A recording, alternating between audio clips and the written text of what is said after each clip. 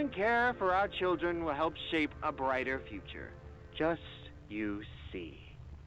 Now, every one of you has your part in that future, so should you come back tomorrow feeling unhappy for where you are or what you've done, worry not, for your supervisor is here and happy to listen.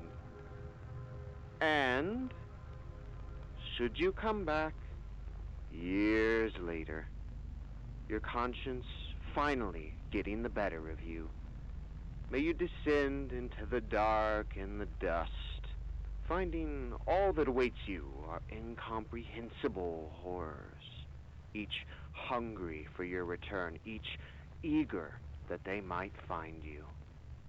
Perhaps they'd smile at you from a shadow, their smiling mouths full of teeth and meat and plastic, watching and waiting patiently for their turn at a warm welcome.